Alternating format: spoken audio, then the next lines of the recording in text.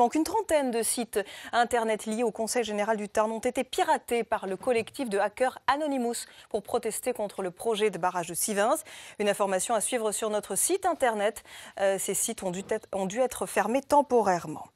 Et puis toujours concernant le barrage de Sivens, l'ONG France Nature Environnement va déposer plainte contre X pour infraction au code de l'environnement.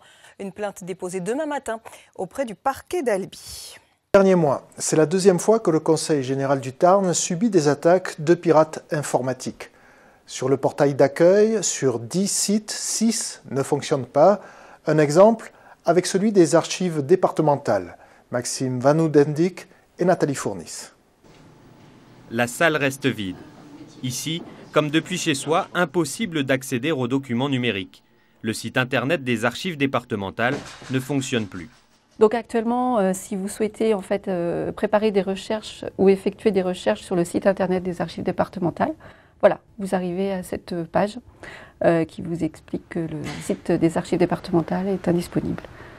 Registres paroissiaux, matricules, fiches d'état civil, plus aucun document n'est disponible en ligne. Mais le site sert aussi en interne. Le piratage complique le travail des services. L'autre jour, par exemple, je cherchais l'inventaire, le catalogue de la bibliothèque, et je ne le trouvais pas sur le serveur, donc j'étais demandé à une collègue où était cet inventaire, l'export.